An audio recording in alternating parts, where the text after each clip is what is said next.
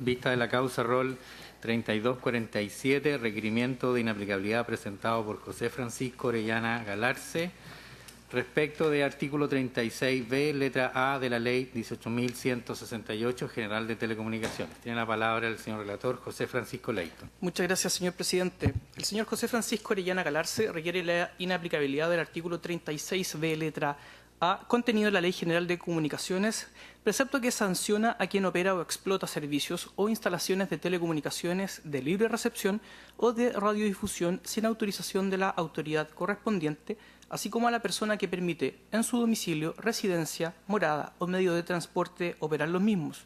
La pena asociada abarca un tramo en abstracto que va desde el presidio menor en sus grados mínimo a medio, multa de 5 a 300 unidades tributarias mensuales junto al comiso de los equipos e instalaciones.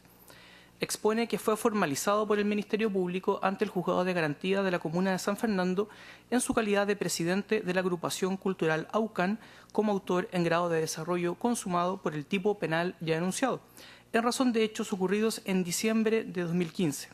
Efectivos policiales, concurriendo a un domicilio en la comuna de San Fernando, habrían constatado la existencia de un equipo transmisor de radiofrecuencia, el que fue incautado, así como un computador personal. Por estos hechos, el Ministerio Público presentó requerimiento en procedimiento simplificado en su contra, solicitando en concreto la imposición de la pena de 540 días de presidio menor en su grado mínimo, multa de 5 unidades tributarias mensuales, accesorias legales y costas de la causa. En su libelo de inaplicabilidad, el actor divide dos apartados. En el primero, expone las características generales, en términos dogmáticos, del tipo penal que es materia del requerimiento fiscal deducido en su contra, y luego analiza los vicios de constitucionalidad que se producen en la gestión pendiente dada la aplicación de este precepto. De esta forma, el actor hace presente que el tipo penal comprendido en el artículo 36b, letra A, de la Ley General de Telecomunicaciones, protege bienes jurídicos como el correcto uso del aparato radioeléctrico y el orden público económico, así como los intereses económicos de las empresas de radiodifusión. Para la efectiva afectación de los bienes jurídicos que enuncia, es necesario analizar la potencia, el alcance y la finalidad que tenga la emisora sin autorización. Por ello, si ésta emite a elevada potencia, su zona de alcance puede comprender varias comunas, dado el perjuicio que suscita al espacio radioeléctrico. Al contrario, constatándose la baja potencia con el objeto de no difundir publicidad, ni perjudicar la hacienda pública, ni afectar a los operadores que sí cuentan con concesión, no existiría lesividad alguna.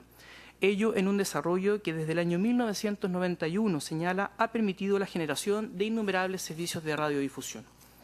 Este sería el caso que viene a plantear ante esta magistratura constitucional.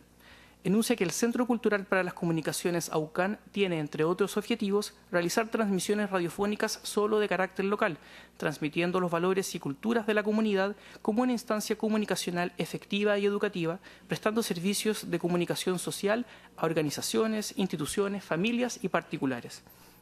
Hace presente que la Subsecretaría de Telecomunicaciones, en junio del año 2016, a pesar de ello, habría dejado fuera del llamado concurso para la licitación del espacio radioeléctrico de este año a la comuna de San Fernando. Por lo siguiente, plantea las siguientes infracciones constitucionales que se producirían en la especie dada la aplicación del precepto que viene a cuestionar. La primera de estas la enuncia en el artículo 19, numeral 12 de la Constitución Política. El actor hace presente que la sanción que trae aparejado el tipo penal por el que está siendo juzgado vulneraría el principio de proporcionalidad de las penas, dado que la sanción se constituye en un medio no apto para cumplir el fin buscado, asegurar el correcto uso del espectro radioeléctrico, limitando de forma excesiva el derecho a la libertad de expresión. En el mismo sentido, y sustentándolo desde el artículo 5º, inciso 2 de la Carta Fundamental, refiere también una vulneración al artículo 13 de la Convención Americana sobre Derechos Humanos, precepto que reconoce la libertad de pensamiento y expresión. Conforme a la redacción del delito en cuestión, se vulnera el derecho del requirente a buscar, recibir y difundir ideas e informaciones de toda índole. Incluso hace presente, y siguiendo jurisprudencia de este Tribunal Constitucional, en los casos en que se permite que una norma limite o regule derechos fundamentales y sea considerada como adecuada, ello tampoco se cumple. El fin perseguido por el tipo penal puede ser alcanzado con sanciones menos gravosas, como multa y comiso de los equipos, trabajos comunitarios o medidas menos restrictivas a la libertad personal. Este criterio ya ha sido sustentado por el Congreso Nacional hoy en un proyecto de ley en estudio sobre estas materias en la sistemática que ya es adoptada en nivel de derecho comparado. En segundo término, la limitación al ejercicio del derecho no sería tampoco proporcional con el beneficio que se obtiene con el logro del fin lícito que se persigue. Al no existir un daño concreto a terceros o al orden público, el beneficio obtenido con la aplicación de la norma no es mayor al sacrificio sufrido por su derecho a la libertad de expresión. En segundo capítulo de impugnación constitucional, el actor enuncia problemas referidos a la igualdad ante la ley. Expone el requirente que el precepto es arbitrario y que desde el constituyente surge un mandato al legislador a efectos de que las prescripciones del derecho deben tratar de igual manera a los que están en condiciones de igualdad y de manera diversa a quienes se encuentran en una condición desigual. No existe duda alguna, señala, que la correcta administración del espacio radioeléctrico es un bien jurídico que amerita la protección de parte del Estado, el que es escaso y cuyo dominio pertenece a la nación toda. Por ello, el establecimiento de sanciones para regular su uso correcto es del todo justificado, pero no es acorde al respeto a los derechos y garantías constitucionales de que trata ya el artículo 1, inciso 4 de la Constitución, aceptar una discrecionalidad legislativa sin límites. En la especie se sanciona con la norma penal a hipótesis fácticas de la más diversa índole. Finalmente, y en tercer capítulo de impugnación constitucional, el requirente enuncia desde el artículo 19, numeral 3, inciso 6, vulneraciones al debido proceso legal en cuanto a su faz de justo y racional procedimiento. Señala que la pena debe descansar en razones de lógica y justicia material, dado que la proporcionalidad debe ser considerada entre la amenaza penal y el daño social del hecho, determinada siempre en base a la culpabilidad del autor del ilícito. Esto es vulnerado con el precepto en cuestión, dada la desproporcionalidad para situaciones de baja lesividad como la ocurrida por el requirente, consonante con la forma en que ha sido denunciada por diversos organismos internacionales. Por estas consideraciones solicita que sea acogida la presentación deducida a Fojas 1. A su turno, a Fojas 382, con fecha 14 de diciembre de 2016, el Ministerio Público evacúa traslado solicitando el rechazo de la presentación deducida por las siguientes consideraciones. En primer término, expone que existen aquí tres cuestiones no debatidas. Primero, que la correcta administración del espacio radioeléctrico es un bien jurídico que amerita protección de parte del Estado. Segundo, que la regla penal consiste en asegurar el correcto uso y orden del espacio radioeléctrico. Y tercero, que está justificado el establecimiento de sanciones para regular el correcto uso del mismo. Expone que la situación problemática que argumenta el requirente en estos autos está caracterizada por la operación o explotación de servicios o instalaciones de telecomunicaciones de libre recepción o de radiodifusión sin autorización, esto es, establecidas para tutelar el espacio radioeléctrico al que se accede ocupando las instancias y los mecanismos previstos en la sistemática de que trata la Ley General de Telecomunicaciones. El Ministerio Público en esta circunstancia hace presente, y siguiendo la sentencia causa rol 2022 de esta magistratura, que el precepto atacado por el actor asienta la competencia del legislador de conformidad con el principio democrático para establecer delitos y penas, respetando los parámetros de la Carta Fundamental, cuestión que se apoya en una interpretación coherente en lo dispuesto en el artículo 19, numeral 3, incisos 8 y 9, así como en el artículo 63, numeral 2 de la Constitución. El legislador, dentro de sus potestades, puede estimar pertinente el ilícito penal a fin de resguardar el bien jurídico. No es discutido, agrega, por el requirente que el precepto legal persigue un lícito fin, vinculado al resguardo del espacio radioeléctrico, que, de acuerdo a nuestro ordenamiento jurídico, es un bien nacional cuyo dominio pertenece a la nación toda. La idoneidad de la sanción resultaría evidente, ya que está dirigida solo a las personas que no cumplen con la obtención de las autorizaciones pertinentes, por lo que se diluye desde ya la argumentación en torno a una contravención a la libertad de emitir opinión e informar, toda vez que el examen de los mecanismos previstos para requerir la debida autorización debe ser capaz de ser contemplados también en el análisis en torno a la conculcación de la garantía fundamental alegada. En cuanto al examen que el actor formula en torno a la proporcionalidad, el Ministerio Público refiere que no es analizado por el requirente el mecanismo para acceder a las debidas autorizaciones de que trata el cuerpo legal de la Ley General de Telecomunicaciones, que no ha sido objeto de cuestionamiento alguno en su presentación.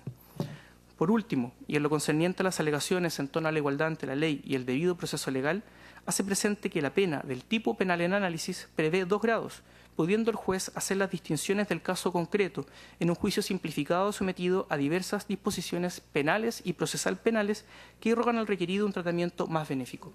La ley así ha recogido las diversas circunstancias que plantean cada uno de los hechos en análisis.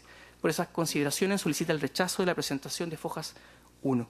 Concluyo señalando, señor presidente, que se han anotado en forma para alegar en la vista del día de hoy abogados por la parte requirente y por el Ministerio Público. Bien, muchas gracias. Por el requirente, José Francisco Orellana, alega el abogado Gustavo Alfonsi Canales hasta por 30 minutos. Tiene la palabra. Muchas gracias, señor presidente. Con la venia de sus señorías excelentísimas. El siguiente alegato, señorías, consta de tres partes. En primera parte, desarrollaremos la inaplicabilidad de la norma requerida en relación con su infracción con el artículo 19, número 12 de la Constitución. Esto es el derecho a emitir opinión e información sin censura previa por cualquier medio y por cualquier forma. En segundo lugar, desarrollaremos la inaplicabilidad, tal como ha señalado bien el relator, en relación al artículo 19, número 3 de la Constitución, esto es el derecho al debido proceso y el principio de legalidad de las normas penales. Y finalmente terminaremos nuestro alegato desarrollando la inaplicabilidad de la norma requerida en relación con el artículo 19, número 2, esto es el derecho a la igualdad ante la ley. Respecto al artículo 19, número 12, señoría, a juicio de esta parte, el artículo 36b, letra A de la Ley General de Telecomunicaciones, sería inaplicable en el caso concreto, toda vez que afectaría el libre ejercicio de la libertad de expresión al entrabarlo más allá de lo prudente mediante la aplicación de sanciones privativas de libertad desproporcionadas para el caso concreto, entendiendo a la proporcionalidad como la adecuación o correspondencia que debe existir entre la gravedad del hecho y la reacción penal que él suscita. Para sustentar lo señalado precedentemente, hemos tomado en consideración las siguientes circunstancias que deseamos compartir con vosotros. En primer lugar, en autos constan dos informes técnicos, uno elaborado por la Policía de Investigaciones, el oficio número 4023, de fecha 15 de diciembre del año 2015, y el segundo informe técnico SGF 18036/F50 y F16 de Subtel, de 14 de agosto del año 2015. En ambos informes, que son parte integrante de la carpeta investigativa, se establece claramente que Radio UCAN, presidida por el requiriente don Francisco Orellana Galarce, transmitía en el 107.1 MHz dentro de la banda reservada a los servicios de radiodifusión comunitaria ciudadana, por lo que su actividad mal podía afectar a servicios de radiodifusión comercial. Asimismo, la imagen espectral que incluía en el segundo informe técnico, que este es emitido por Subtel, señala que dentro del segmento destinado a las radios comunitarias sin fines de lucro que operan en ese área, la señal más cercana a la radio AUCAN era la señal XQK 201 que opera en el 107.5, es decir, 0.4 MHz por sobre la transmisión de radio AUCAN. En conclusión, no existe prueba concreta ni en la carpeta investigativa llevada por Fiscalía ni en autos que permita acreditar que con las transmisiones de Radio UCAN presididas por el requiriente se pudo haber afectado derechos de tercero o haber afectado gravemente el orden público radioeléctrico de la zona de San Fernando. En segundo lugar, sus señorías, se ha tenido en cuenta los fines que perseguía Radio UCAN, presidida por don Francisco Orellana. Radio UCAN se constituye el año 2011 conforme a la Ley 20.433. Dentro de sus principales objetivos, los cuales constan en el estatuto que se ha acompañado en autos, está de constituirse como una instancia comunicacional, informativa, educativa, recreativa y participativa para el beneficio de la comunidad y su desarrollo cultural. Todo esto sin ánimo de lucro alguno. De hecho, la radioemisora llegó a realizar varias actividades en la Plaza San Fernando, contando incluso con el apoyo de la Municipalidad de San Fernando. En este orden de ideas, es importante mencionar lo expresado por la Corte Suprema de Chile en causa rol 18.621 del año 2015, al conocer de un recurso entablado por la radio comunitaria La Voz de Paine, a propósito de la solicitud de Subtel de caducidad de la concesión de la frecuencia radioeléctrica. En dicha sentencia, en su párrafo octavo, señaló que, abre comillas, es importante recalcar que se trata de una radio comunitaria sin fines de lucro, que atiende un significado sector rural de la comunidad de Paine, por lo que es evidente que la reclamante cumple un importante rol social y de utilidad pública, antecedente relevante al momento de sopesar los bienes jurídicos en conflicto. En tercer lugar, sus señorías excelentísimas, se toma en cuenta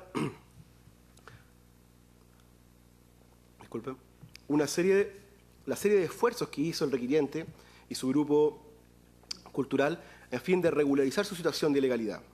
El año 2011 se constituyen como persona jurídica comunitaria, motivados justamente por el llamado que hizo la presidenta Bachelet en su momento con la promulgación de la radio 20.433, la ley 20.433.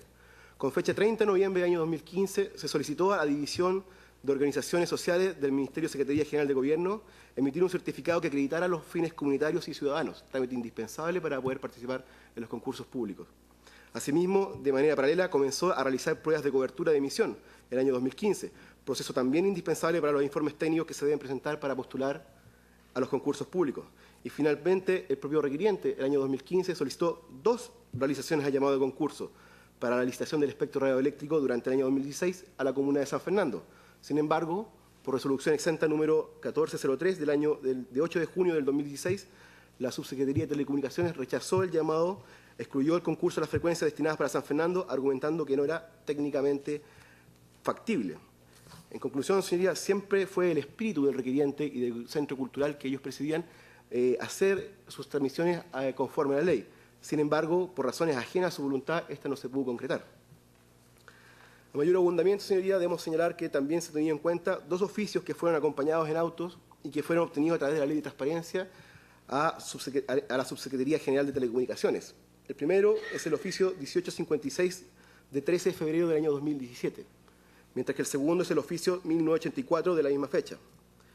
En el primer oficio es posible advertir cómo en la localidad de San Fernando no se han realizado ningún llamado a concurso desde el año 2007 hasta comienzo del año 2017.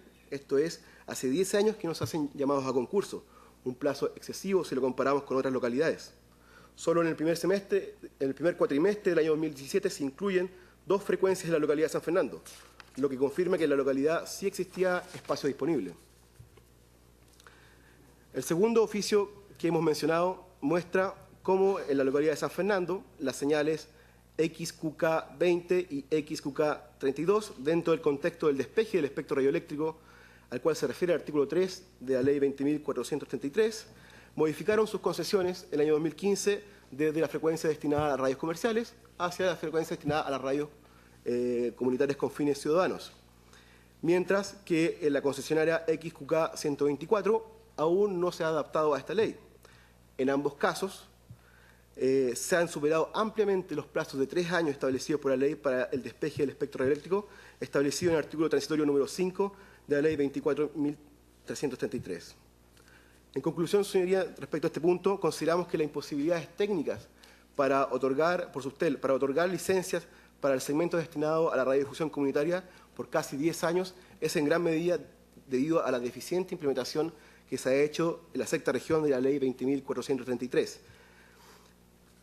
Así, por ejemplo, el artículo primero transitorio de dicha ley establecía un plazo de 120 días para poder, contado desde la publicación de la ley, para dictar un reglamento que regulara la ejecución de dicho cuerpo legislativo. Dicho reglamento se dictó recién el 30 del 5 del año 2011, es decir, más de un año después de la publicación de la ley. Y de hecho, hoy en día, en muchas partes del territorio nacional, por ejemplo, en la quinta y en la sexta región, sigue sin concretarse completamente el despeje del segmento destinado a la radio comunitaria sin fines de lucro. Atendida estas circunstancias, señoría, la amenaza de una imposición privativa de libertad, la incertidumbre de verse sometido a un proceso penal, la posibilidad de ser incluido en un registro de personas con antecedentes penales, la pérdida de los equipos radiales mediante el comiso legal de los equipos, han provocado en el requiriente y en los comunicadores sociales que precedía un efecto silenciador del derecho a la libertad de expresión y han resultado también en una afectación a su dignidad como persona en su rol de comunicador y promotor cultural. En quinto lugar, señoría, en el mismo orden de ideas, debemos señalar que esta parte también ha llegado a la conclusión que fue expuesta en un comienzo, por cuanto consideramos que la norma requerida tampoco cumple con el subprincipio de necesidad de las normas penales. Respaldando lo señalado, hemos aportado a este tribunal una serie de casos dentro de la legislación nacional en que el legislador opta para resguardar el correcto uso del dominio público por medidas alternativas al uso de sanciones privativas de libertad. Así, de manera sucinta, podemos mencionar el Código de Minería, contempla en su artículo 18 sanciones de multa para el que ejecute labores mineras dentro de lugares sin la debida autorización, como por ejemplo playas, caminos públicos, parques nacionales, reservas nacionales. El decreto con fuerza de ley número 340 sobre concesiones marítimas también sanciona con multa la ocupación ilegal de bienes públicos objeto de concesiones marítimas. El decreto ley 1939 sobre adquisición, administración y disposición de bienes del Estado dispone en su artículo 19 que los bienes raíces del Estado no podrán ser ocupados sino mediante una autorización.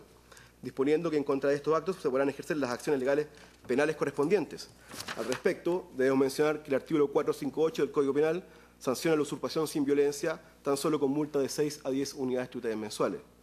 El DFL 458 de la Ley General de Urbanismo y Construcción, en su artículo 20, se refiere a las infracciones tales como edificar o construir sin los permisos correspondientes de la autoridad, señalando que como sanciones multa la paralización o demolición de todo o parte de la obra. La Ley General de Pesca y Agricultura, en su artículo 77, sanciona infracciones tales como pesca industrial dentro del mar territorial sin la debida autorización, con la clausura de los establecimientos comerciales, multa, comiso de artes y aparejas, así como también el comiso de las especies hidrobiológicas en su estado natural o procesadas. La Ley 18.290, Ley del Tránsito, califica de contravención gravísima el conducir vehículos por la vía pública sin la debida licencia de conductor, otorgada por la autoridad, sancionando con una pena de 1,5 a 3 unidades tributarias mensuales. El Decreto Ley sobre Rentas Municipales, 3063, señala que la explotación o un giro de actividad comercial sin la debida autorización para funcionar o la mora del pago patente redundará en la cierre del establecimiento o en la aplicación de una multa. Para ir terminando, señoría, la propia Ley General de Telecomunicaciones contempla en su artículo 38 sanciones administrativas para el caso de infracciones a la ley que sean distintas al artículo 36b, letra A. Asimismo, la ley 20.433, que crea los servicios de radiodifusión comunitaria, prevé sanciones de multa de 5 a 100 UTM para las infracciones de dicha ley. A mayor abundamiento, señoría, también hemos aportado a este tribunal para demostrar que se infringe, que no se cumple el subprincipio de necesidad, una serie de casos dentro del derecho iberoamericano en donde distintas repúblicas han optado por sanciones alternativas al uso del correcto, para proteger el correcto uso del espectro radioeléctrico. Así tenemos, por ejemplo, el caso de la República Argentina con su ley 26.522, que sanciona el uso de frecuencia de manera ilegal con llamado de atención, apercibimiento, multa, suspensión de publicidad, caducidad de licencia o registro. La ley boliviana general de telecomunicaciones también sanciona a radios ilegales con decomiso de equipos y antenas. La ley de México, la ley federal de radio y televisión, en su artículo 103 y 104, con sanciones de multa y comiso de equipos e inmuebles. La ley 19.307 de la República Oriental del Uruguay, también en su artículo 183, dispone solo sanciones de multa y comiso de equipos. La Ley General de Telecomunicaciones Española, número 9, de año 2014, también solamente ha previsto sanciones administrativas e incluso ha ido más allá. Ha buscado sanciones idóneas para proteger el correcto uso del espectro radioeléctrico, como la emisión de interferencia en las frecuencias que están siendo ocupadas ilegalmente. Y finalmente, la República de El Salvador también solo contempla sanciones de multa para el caso de las frecuencias ilegales. Tal como el tribunal puede evidenciar, en el derecho comparado iberoamericano existen diversos casos y sanciones idóneas y menos lesivas al derecho fundamentales para proteger el correcto uso del espectro radioeléctrico. En séptimo lugar, señoría, debemos señalar que a mayor abundamiento en esta misma línea argumentativa, no es menos importante señalar que el propio legislador nacional ya ha advertido la imposibilidad de que el uso del derecho penal no sea necesario para evitar la proliferación de sistemas de radiodifusión sin autorización. El 8 de abril del año 2016, la Comisión de Transporte y Telecomunicaciones del Senado informó favorablemente acerca del proyecto de ley que reemplaza las sanciones de cárcel simplemente por multas, el cual fue aprobado en general por la unanimidad de los miembros presentes de la Comisión, los honorables señor Manuel Antonio Mata, Alejandro García Huidobro, Guido Girardi y Manuel José Osandón. Es muy probable que esta ley a fines de este año sea modificada. En conclusión, señoría, para finalizar esta parte, a la luz de los antecedentes relatados, las sanciones contenidas en el artículo 36b, letra A de la Ley General de Telecomunicaciones, pretendida por Fiscalía en este caso concreto, no logra probar parte importante del test de proporcionalidad de las normas penales y, por tanto, se alza en el caso concreto como una restricción innecesaria que afectaría injustificadamente el libre ejercicio de la libertad de expresión al entrabarlo más allá de lo prudente. En este sentido, para finalizar, queremos compartir con ustedes lo expresado en las observaciones preliminares del Relator Especial para la Libertad de Expresión de la Comisión Interamericana de Derechos Humanos, don Edison Lanza, en su visita oficial a Chile entre el 31 de mayo y el 4 de junio del año 2016.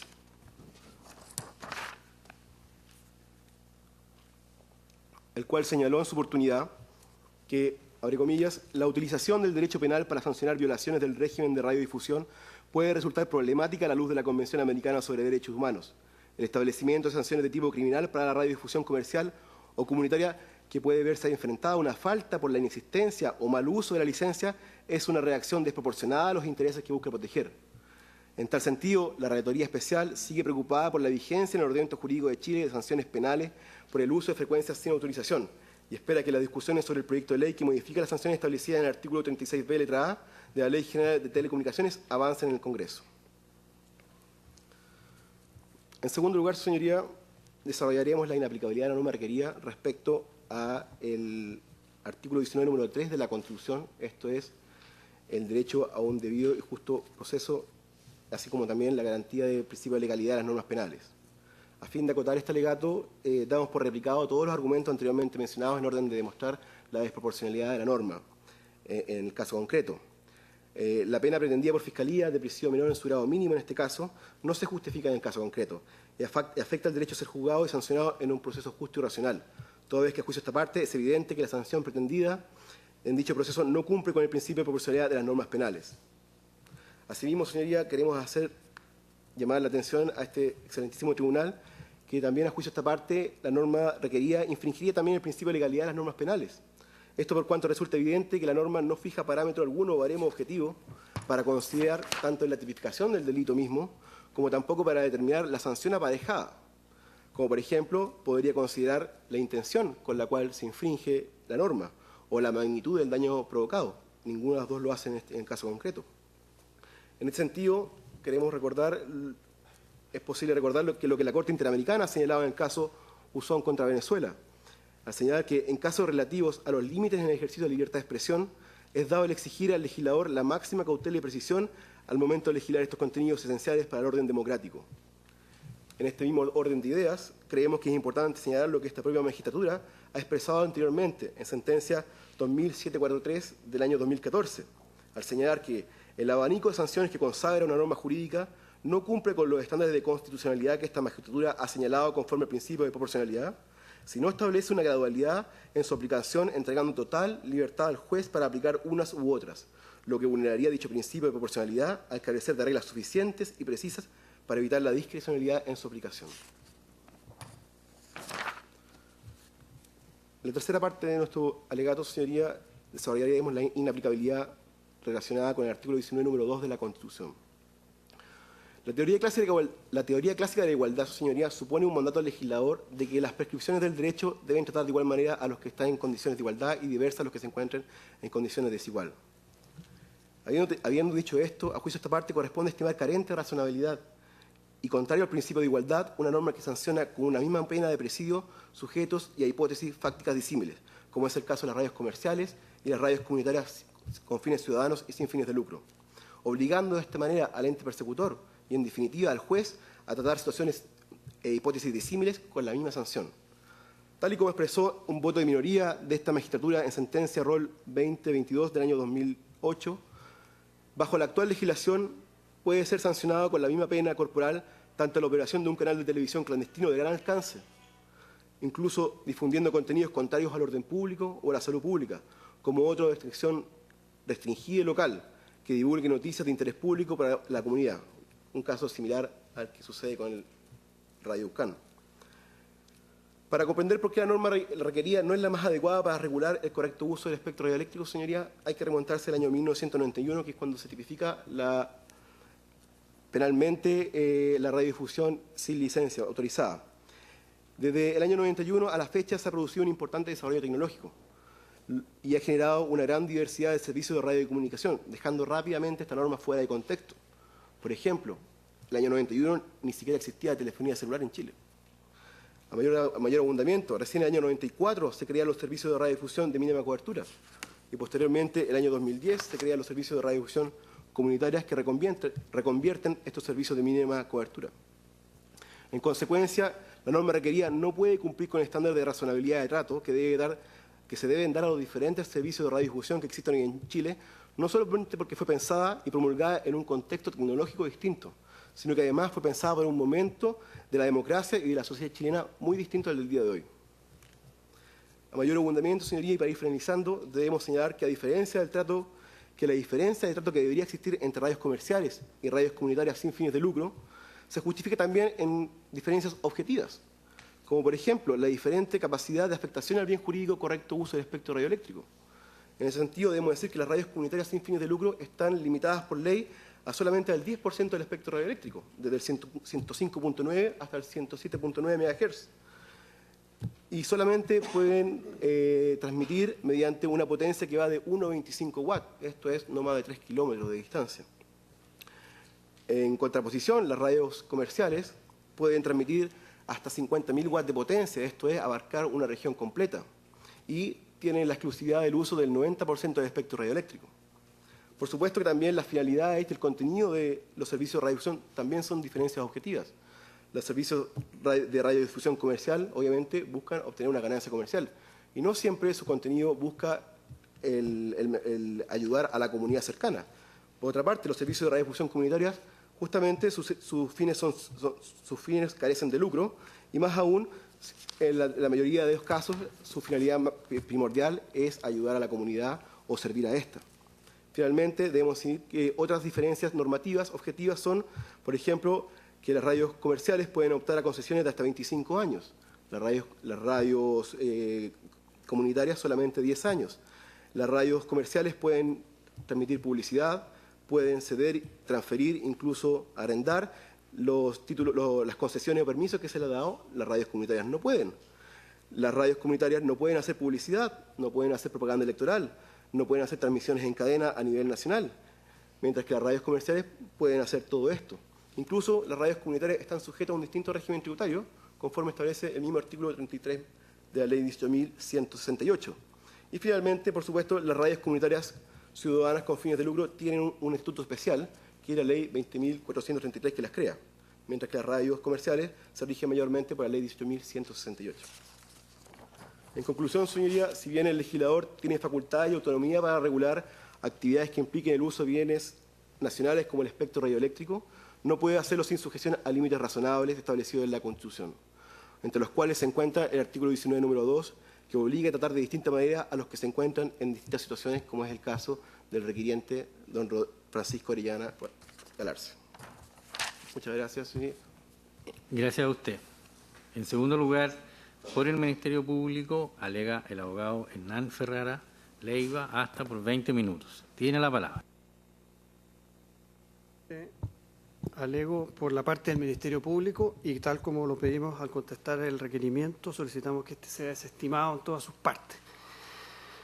Primeramente, algunas cuestiones de hecho que nos interesa dejar claramente establecidas. Esta es una causa que se inicia, la investigación criminal se inicia en el mes de octubre de 2015 por una denuncia que hace al Ministerio Público un fiscalizador de la Subsecretaría de Telecomunicaciones. Con anterioridad, ha cumplido las instrucciones de su organismo y particularmente una solicitud de fiscalización respecto de la emisión, ¿no es cierto?, de una radio que aparentemente no tenía autorización, recibida en julio de 2015.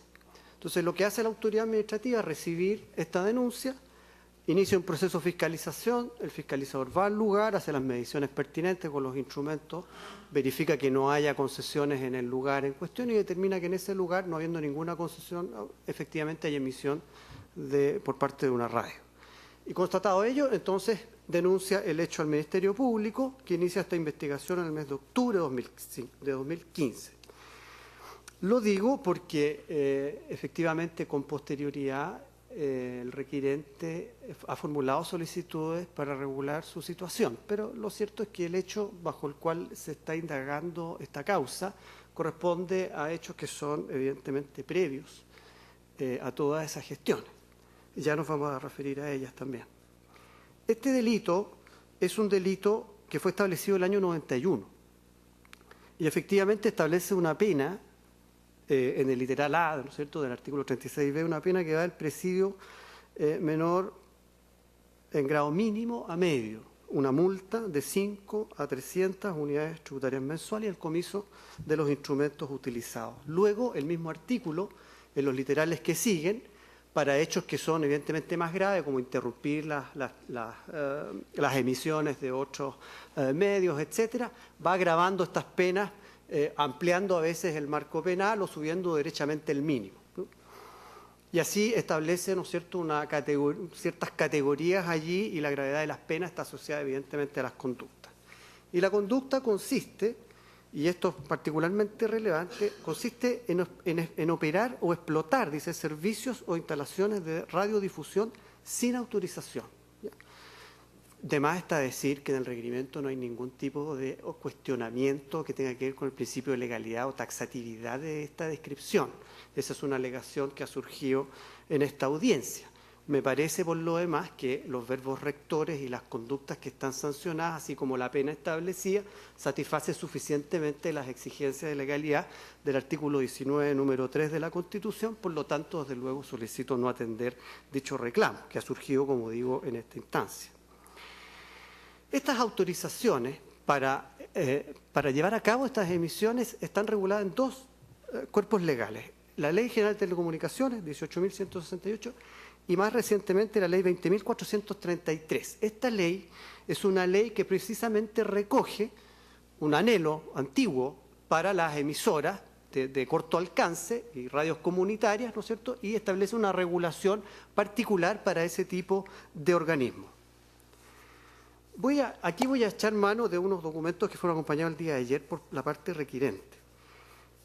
Sobre todo hay un informe, ¿no es cierto?, acompañado el día de ayer a este proceso que tiene que ver con estándares de libertad de expresión para una radiodifusión libre e incluyente. Y allí se dice que el derecho a la libertad de expresión justamente en este ámbito tiene que ver con dos cosas. Primero, con el derecho a utilizar y fundar medios de comunicación, desde luego, y el derecho de la sociedad a contar con medios de comunicación que sean libres, que sean independientes y que sean plurales, que representen, ¿no es cierto?, sin discriminar las distintas opiniones que existen en la nación, en el país. Por lo tanto, al Estado le corresponde, y sigo con este mismo documento, le corresponde primero asegurar la libertad de expresión a la mayor cantidad de personas y asegurar el igualitario acceso a estos medios de comunicación. ¿Por qué trato de hacer hincapié en estas referencias? Este delito que estamos analizando no es un delito de opinión, no es un delito de calumnia, no es un delito de injurias, no es un delito de la Ley de Seguridad del Estado, es un delito que tiene que ver exclusivamente con el acceso al espacio radioeléctrico. Y nosotros hemos hecho hincapié a que en todo el requerimiento no hay ningún tipo de objeción a los mecanismos establecidos por las leyes para acceder a ese tipo de concesiones. ¿Qué quiere decir esto?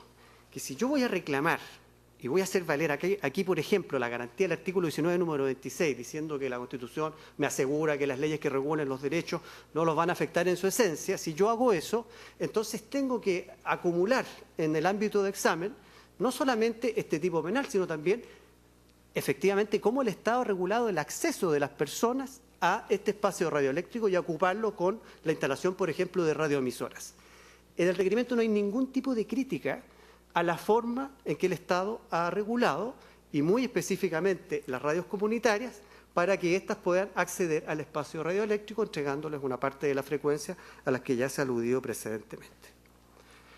El Estado tiene que asegurar este acceso igualitario. Y esto es muy importante porque al final, como ya hemos excluido que se trate de un delito de opinión, lo que hace una persona que ilegalmente instala una radio y transmite es atentar en contra del acceso igualitario que provee el Estado por medio de una ley al espacio radioeléctrico. Es igual cuando hay escasez de algún medio, una persona que acapara esos bienes es algo similar. Y como no se refiere particularmente a delitos de opinión, es que las referencias que se han hecho, y yo aquí, salvo el informe que se hizo referencia del relator, pero yo aquí también hago referencia a los instrumentos bajo los cuales se pretende sustentar este reclamo, se hacen en todos ellos cuestionamientos que yo creo no han sido lo suficientemente deslindados de lo que efectivamente aquí se critica. Cuando se analiza el documento estándar de libertad de expresión para una radiodifusión libre e incluyente, se hace referencia a un párrafo 41. Este párrafo 41 atañe a los conflictos entre la libertad de expresión y otros derechos. Típicamente, excelentísimo tribunal, la honra de las personas, su intimidad, el clásico conflicto que la libertad de expresión, en cuanto a su aseguramiento, produce en el mundo del derecho y que tan tantos conflictos a su vez produce también en la judicatura para resolver. Pero ese no es el ámbito en el que estamos aquí trabajando. Aquí estamos frente a un delito que tiene que ver con el acceso al espacio radioeléctrico. Y estamos de acuerdo, tanto el requirente como el Ministerio Público, que el espacio radioeléctrico y su correcto uso es un bien jurídico que amerita la actividad estatal sancionatoria, ¿no? Lo que discute la defensa, en definitiva, es exclusivamente si la herramienta penal es proporcional o adecuada para enfrentar este problema. Pero yo quisiera llamar la atención acerca de esta clase de argumentaciones, porque otro documento también acompañado el día de ayer, que se refiere al marco jurídico interamericano para la libertad de expresión, en el párrafo 72, también entra, si uno lo observa con detención, me parece, a los conflictos que tienen que ver con las opiniones y el ejercicio efectivo del derecho a expresarse o a difundir ideas. Y aquí no estamos precisamente en ese punto, me parece, excelentísimo tribunal. Cuando estamos, en definitiva, enfrentados a un conflicto que tiene que ver con cómo el Estado asegura igualitariamente a las personas que accedan al espacio radioeléctrico, que sabemos que es un bien escaso y que el Estado debe asegurar a todos un acceso igualitario, velando porque la mayoría de las personas tengan acceso a estas informaciones, estamos en un ámbito absolutamente diverso, me parece, de aquel al que se pretende aludir en este requerimiento. En el requerimiento se hace referencia también a un proyecto de ley que corresponde a una moción parlamentaria del senador Navarro para suprimir este ilícito, ¿no? Evidentemente, lo sabemos de sobra, el hecho que se discuta la derogación de un tipo penal no supone que este sea inconstitucional. Las consecuencias de sostener aquello serían bastante difíciles de enfrentar desde el punto de vista de los abogados, al menos. Efectivamente, el Congreso, ejerciendo sus funciones, está discutiendo una moción parlamentaria donde se pretende derogar este delito. Corresponde al boletín 10.456. ¿Por qué me detengo en el boletín 10.456? Primero, porque allí se evacó un informe a la Comisión de Transporte y Telecomunicaciones del Senado. En ese informe, entre otras cosas, se hace ver algunas normas comparadas, ¿sí? Y yo voy a echar mano de esto para, de algún modo, rebatir también lo que acá se ha expresado. Entre las normas comparadas que se presentan en ese informe, yo no elegí los países, pero son Cuba, Venezuela y Canadá. Respecto de Cuba no hay mucha información. En Venezuela, por ejemplo, para las personas que acceden ilícitamente al espacio radioeléctrico o a la difusión, está considerado penas de multa y de prisión. Y en Canadá, que no es un país, digamos, que uno estima donde se violan sistemáticamente los derechos humanos, y menos este particular que estamos aquí analizando, también tiene previsto una pena de prisión de acuerdo a lo que dice dicho informe. Por lo tanto, excelentísimo tribunal, lo que a nosotros nos parece es que si en el ámbito precisamente de la libertad de expresión, y si mi reclamo es que la ley entraba al libre acceso a ese derecho, lo que debió haber ocurrido es haber examinado no solamente este tipo penal, sino muy particularmente la forma en que el Estado ha asegurado el acceso igualitario a las personas al espacio radioeléctrico en las leyes pertinentes. Y sobre eso, cuando el Estado, regulando ese acceso igualitario, hace uso de la herramienta penal, en concepto de esta parte, no nos parece ni desproporcionado, sino que cabe exactamente dentro del ámbito que los parlamentarios y el Congreso tienen para definir los ilícitos penales, asegurando en este caso uno tan importante como el espacio radioeléctrico, vinculado, como se sabe, en este debate particularmente, con la libertad de expresión y los derechos de todas las personas a recibir opinión y a emitirla libremente. Por lo tanto, nos parece que en ese plano no existe ni se ha justificado en este requerimiento la supuesta contradicción constitucional a dicha garantía 19, número 12 particularmente. Y voy a examinar conjuntamente lo que tiene que ver con las supuestas infracciones de igualdad ante la ley y el derecho al debido proceso. ¿Por qué? Porque respecto de la igualdad ante la ley se dice que se da a personas, organismos en este caso, que están en situaciones distintas, un tratamiento igualitario, y eso quebranta desde luego el principio de igualdad ante la ley, y asimismo que al imponerse las sanciones penales a estas personas que están en situaciones distintas, se argumenta, se afecta el principio de proporcionalidad. Nosotros hemos hecho una exposición, evidentemente, en el requerimiento sobre este particular, Pero a mí me interesa en esta ocasión hacer ver cuáles son los argumentos y lo que a mí, en mi concepto, me parece el tipo penal no merece los reproches y cuestionamientos que se vienen haciendo en el requerimiento. El principal argumento, el de base del requirente, es que este ilícito del artículo del año 91 ha sido superado por disposiciones o modificaciones legales posteriores, que el año 94 establecieron las radios de corto alcance, ¿no es cierto?, que eran radios en definitiva que funcionaban más o menos como aquella que hoy día ha presentado este requerimiento o que su director o su directivo ha presentado este requerimiento, y luego la ley 20.433 y dice esto queda en desfase y no ha recogido entonces el tipo penal las diferencias entre este tipo de organismos y otros para los cuales estaba entonces previsto el tipo en el año 91. Primero quisiera hacer ver que el tipo penal, como en un comienzo dijimos, considera diversas conductas de distinta gravedad y así va aumentando las penas. O sea, hay una distinción de diversas conductas y un aumento de pena que me parece dentro del ámbito particular que aquí se examina es importante tener en consideración. Las letras B y C de la letra del artículo 36b de la ley pertinente, cuestionada en este requerimiento, dan penas, ¿no es cierto?, que son superiores en cuanto a su gravedad al ilícito que aquí estamos tratando. La pena es una pena amplia. Es una pena amplia. Hemos discutido acá muchas veces la posibilidad de concretizar o adjudicar concretamente, ¿no es cierto?, las sanciones respecto de distintos tipos de casos. Este es un delito que tiene una pena privativa de libertad que va de 61 a 3 años, de 61 días a 3 años. Dentro de ese marco, el juez evidentemente tiene la chance, evidente, en el debate judicial pertinente, de establecer el merecimiento concreto, ¿no es cierto?, de la conducta y establecer una pena dentro de ese marco. Pero no solamente juega este tipo penal. Yo creo que aquí también hay que hacer una referencia concreta al Código Procesal y al procedimiento al cual está sujeto esto. Este es un Código Procesal Penal el que tenemos, que tiene muchas disposiciones que inciden también en estas materias y yo creo que es pertinente tener en consideración. En primer término, ya concretamente, en este caso el Ministerio Público presentó un requerimiento en procedimiento simplificado, artículo 395 del Código Procesal Penal. Ese procedimiento particularmente tiene una serie de cuestiones especiales, entre otras, por ejemplo, que admite la aceptación de responsabilidad versus, ¿no es cierto?, una disminución eventual de las penas y establece de esa forma además un límite al juez para imponerla. Además, el mismo precepto, el precepto anterior, el artículo 394, explícitamente hace referencia a la suspensión condicional del procedimiento. Lo que quiero es abrir la cantidad y la gama que concretamente tiene el juez para resolver el conflicto, llamémoslo así, el conflicto penal que tiene enfrente.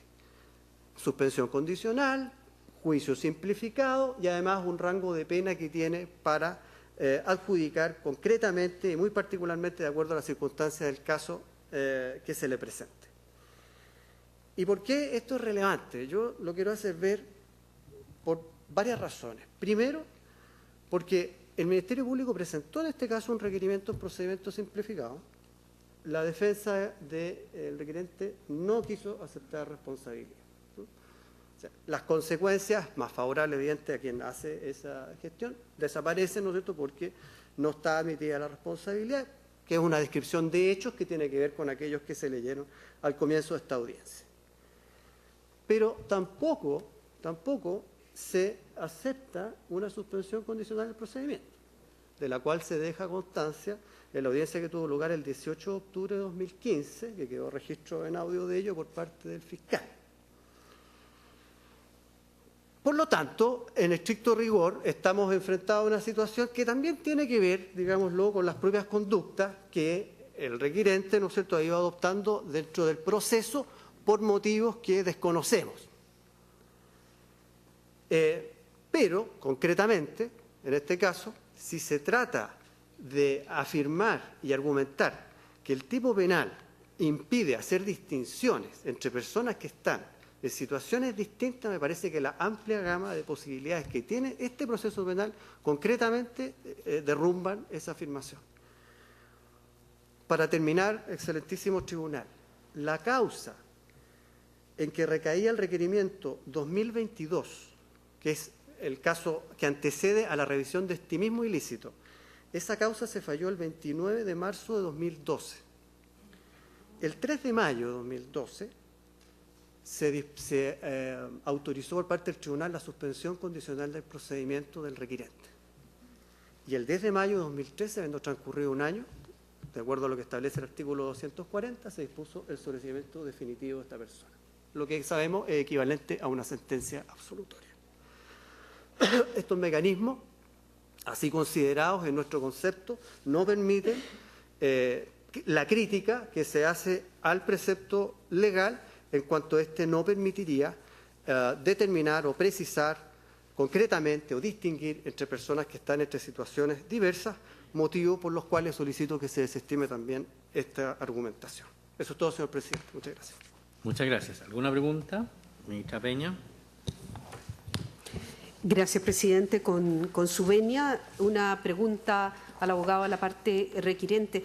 Atendido que el control de constitucionalidad, la acción de inaplicabilidad, importa un examen concreto a la luz de las condiciones fácticas que reúne la gestión pendiente, quiero preguntarle en relación con uno de los vicios de inconstitucionalidad que se formulan en el requerimiento, que no tiene que ver con la infracción a la proporcionalidad ni tampoco a la igualdad ante la ley, sino que al debido proceso legal, que se entiende infringido constitucionalmente cuando provoca al titular del derecho a una situación de indefensión. Entonces, usted ha argumentado, en fin, a la luz de una secuencia de hechos que la parte que representas se ha encontrado en una situación de indefensión. Y dentro de esos antecedentes, usted ha citado el concurso público que llamó la Subsecretaría de Telecomunicaciones, ¿verdad?, en el año 2016, que comprendía en las frecuencias correspondientes al espacio radioeléctrico de San Fernando. Y señala, lo que es efectivo, que por resolución exenta 1403 quedan fuera, después de abierto el concurso, queda fuera San Fernando de ese concurso público, pero en los considerandos de esa resolución se dice que los estudios técnicos realizados permiten concluir que el uso de las frecuencias pertinentes causará interferencias perjudiciales a los servicios de telecomunicaciones autorizados. Entonces, al parecer, uno podría inferir de esta letra C de la resolución exenta que hubo toda una evaluación técnica por parte de la Subtel. La pregunta concreta desde el punto de vista fáctico que le formulo es si su parte, para evitar la situación de indefensión en que hoy día se encontraría, ejerció algún tipo de recurso a la luz de la Ley de Base de Procedimiento Administrativo o se interpuso una acción de protección, estimando que los fundamentos de esta resolución podrían importar alguna suerte de arbitrariedad que lo perjudicara. Su señoría, en concreto no se formuló ningún recurso ni reparo al respecto. Simplemente lo que se cuestiona es que el informe efectivamente dice que podría eventualmente provocar interferencias, pero no existe ni en la carpeta investigativa de Fiscalía ni en autos ninguna evidencia, un reclamo concreto de que se hayan realizado estas interferencias. El informe técnico quizás hace una estimación, pero en la práctica no se ha producido nunca una situación de interferencia. Y más aún, podemos señalar que incluso en el caso de la... Perdón, eso no tengo más que decir, señor. ¿Alguna quiere agregar algo, abogado Ferreira? No, sí, en relación a lo mismo que yo también tuve información de la superintendencia. Yo entiendo que la última referencia en otra frecuencia o solicitud de